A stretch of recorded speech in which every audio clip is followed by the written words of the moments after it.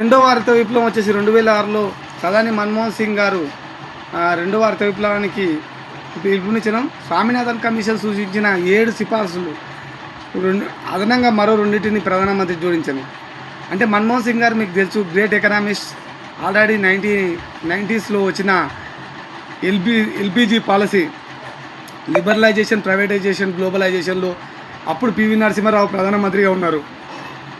మన ఫారెన్ రిజర్వులు అట్టడుగు స్థాయికి పడిపోయినప్పుడు విదేశాలలో బంగారాన్ని కుదువబెట్టి అమౌంట్ తెచ్చుకొని దాన్ని మళ్ళా ఒక ఆర్థిక వ్యవస్థను సృష్టించి దాన్ని పురిగొలిపిన వాళ్ళు ఎవరంటే మన పివి నరసింహారావు ప్రధానమంత్రి.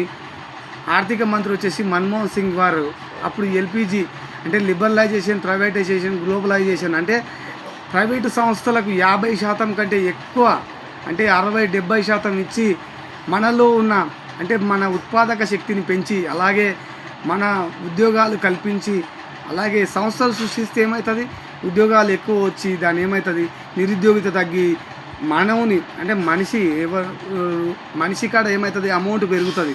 దానివల్ల ఏమవుతుంది, నిరుద్యోగం, పేదరికం తగ్గి అప్పుడు ఏమవుతుంది, డెవలపింగ్ నేషన్గా అభివృద్ధి చెందడానికి ఆస్కారం ఉంది.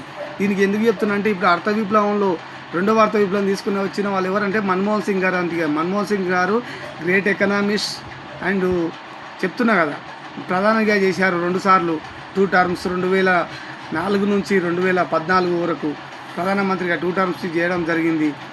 పివి నరసింహారావు గారు అయితే మైనార్టీ ప్రభుత్వాన్ని 5 సంవత్సరాలు నడిపించిన ప్రధాని ఎవరంటే పివి నరసింహారావు గారు.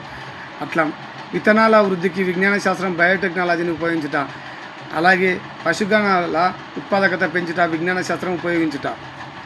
మొదటి అర్థ విప్లవం భూస్వాములకు, పెద్ద రైతులకు ప్రయోజనం చేకూరిస్తే మిట్ట ప్రాంతానికి ప్రాధాన్యత ఇవ్వలేదు. అందుచే రెండవ అర్థ విప్లవం ఏం చేశారు, ఉపాంత రైతులకి, చిన్న రైతులకు లబ్ధి చేకూర్చాలని చేశారు. ఉపాంత రైతులు ఏంటంటే 2 హెక్టార్ల కంటే తక్కువ ఉన్నవాళ్ళు, చిన్న రైతులు అంటే 2 హెక్టార్లు 2 హెక్టార్ల కంటే తక్కువ ఉన్నవారు అంటే 4 ఎకరాలు 5 ఎకరాలు ఉన్నవాళ్ళు. అలాగే రసాయనిక ఎరువుల సంబంధంలో జీవ సంబంధ ఎరువులు, క్రిమి సంహారక మందుల స్థానంలో బయోపెస్టిసైడ్ని ఉపయోగించి అంటే చెప్తున్నాగా, రసాయన ఎరువుల స్థానంలో జీవ సంబంధ ఎరువులు అంటే మనకి గుర్తుపెట్టుకోవాలి. అంటే ఎర్రల ద్వారా వచ్చేది, అలాగే పేడ ద్వారా ఇలా జీవ సంబంధ ఎరువులు, అలాగే క్రిమి సంహారక మందుల స్థానంలో మన ఏంది మామూలుగా వేప మందు, వేప పిచికారి ఇలా చేసి అంటే విత్తనాల అభివృద్ధిలో బయోటెక్నాలజీ వాడకాన్ని అభివృద్ధి చేసినట్టు. తూర్పు భారతదేశంలో పంటల ఉత్పాదకతను పెంచడానికి ప్రాధాన్యత ఇస్తూ రాష్ట్రీయ కృషి వికాస్ యోజనలో భాగంగా 2010-11లో BGRE bringing green revolution eastern India అని ప్రారంభించాను. అలాగే